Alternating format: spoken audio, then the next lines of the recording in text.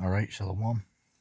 First and foremost, I want to start off by giving all praise unto Yahweh, Bahasham, Yahweh Shai, Yahweh, who the world ignorantly calls God, and Yahweh Shai, who the world ignorantly calls Jesus Christ.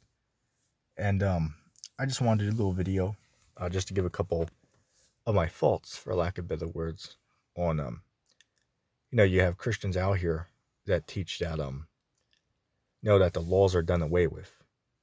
Right, that the law is no longer void, if that makes sense.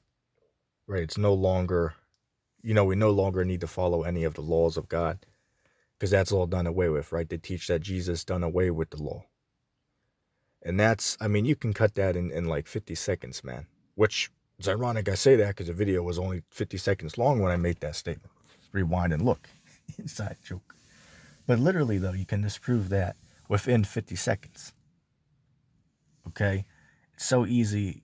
I was watching the elder, apostles of Great Millstone, at the last, camp, which of course is sincere, shalom, and, much respect, to the elders and to the apostles that are, of Great Millstone, right? Much respect, most certainly due to the brothers. But, they was talking about, just like with this whole tried and refined, situation, they were saying that the Catholic Church is Mystery Babylon the Great, which clearly is incorrect, right? Mystery Babylon the Great is clearly talking about America, man. If you can't get that, then you don't know the scriptures. It's very simple. But, situation that happened was, they were saying, hey, look, with these guys, man, you got to go like, A, B, C, what comes after C? You know what I'm saying? And see if they know. Because that's how simple you have to be with these people, man. Especially with these guys who believe in the Bible. I'll give an example. These guys saying that we're under the new covenant today. Well, how the hell could we be under the new covenant if it says that was that Hebrews 8th chapter and Jeremiah the 31st chapter, the 30 verse on down, it says that that in the new covenant no man shall teach his neighbor about the Lord, but all of them from the least unto the greatest shall know the Lord on their inward parts, and they all would know the laws of the Most High on their inward parts. And wait a second, that also disproves that the law is done away with, because it says they shall all know the commandments of God on their inward parts. Read it yourself. That's what it says. They shall all know God's commandments, God's laws on their inward parts. So how the hell could the laws be done away with? So that's strike one. The second one is you got to ask a question, well, what is sin according to the Bible? I guarantee you a vast majority of them don't know what that is. And that's a real question. What is sin according to the scriptures? We all should know. Hey, this is Bible Basics 101 here, According to the scriptures, bear with me a second. According to the scriptures, what is that? 1 John chapter 3, verse 4 says what? That sin is the transgression of God's laws. Let me quote that again. 1 John chapter 3, verse 4. It says that sin is the transgression of God's laws. So if sin is the transgression of God's laws, well, how could the laws be done away with, but yet Christians are still talking about, repenting and believing in Jesus then? Well, wait a second. If there's no law, well, then that means there can be no sin. How can there be sin if there's no law to follow? Because the scriptures say, as we already went into, that sin is not following the commandments of the Most High. That is what sin is according to the scriptures. So, by logical deduction, if the laws were done away with, that means that there is no sin anymore. That we can't sin anymore, according to the Christian doctrine.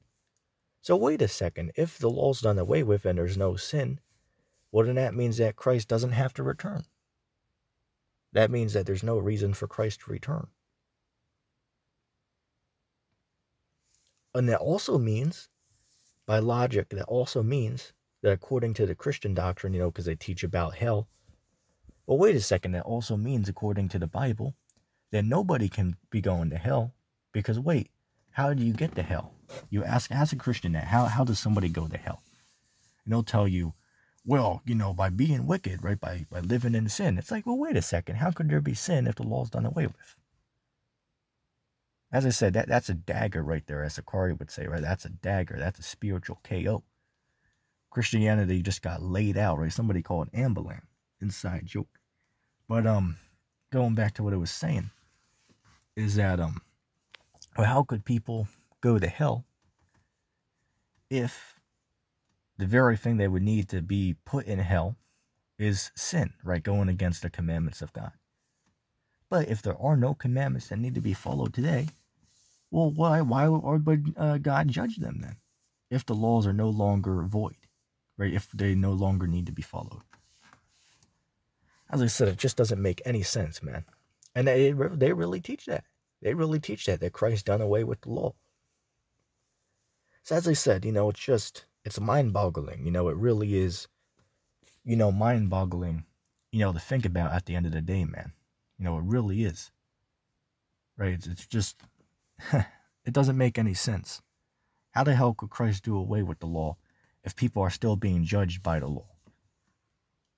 Makes no damn sense, man. Okay, but this is why you have to be, this is why you have to, be careful when you deal with these Christians, man.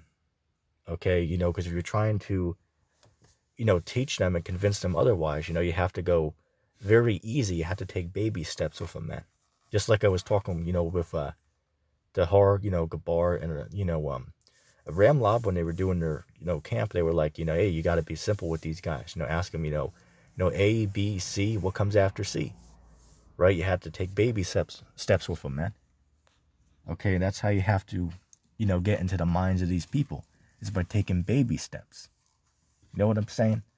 It's ridiculous, but this is what's going on, man. What about, here's another one. Ask the Christian, what is the commandments of God? A commandment means the word commandment means a law, right? That's what the word commandment means. So the commandments of God, or the laws of God, right? By logic, we would have to agree to that. So, okay then. Well, what about, what is that? Revelation chapter 14 and verse 12. It says, here is the patience of the faith of the saints, and here are they who keep the commandments of Christ. And I'm nearly paraphrasing the chapter. But it says, here is the patience of the faith of the saints, and these are they who keep the commandments of God. Nearly paraphrasing it. Okay, you can read it yourself. But the point I'm focusing on is it says they keep the commandments of the Most High. So why are they keeping the commandments of the Most High if they're not valid anymore? If the laws were done away with? You know what I'm saying? It's ridiculous. And then here's another cut as well. Because if Christ done away with the law, well, what parts did he do away with them? Was it the entirety of the law? Or was it certain kinds?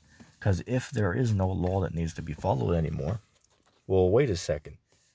By that logic, that means that a man can lay with another man and just claim that he believes in Christ and he can be saved. That means people can willingly go around committing abortions, which is clearly, murder in the scriptures. What is that? Exodus 21, verse 22. On down. All right. What about, let's see. Oh, what about murder? That must mean people can do that then, because the law's done away with. Right? People can eat what they want according to them. Right? What about all these laws, man? As I said, it just doesn't make any damn sense, man. Okay, at the end of the day. Hey, what did Christ say? If you go to Matthew chapter 5, start at verse 17 on down, he said, what?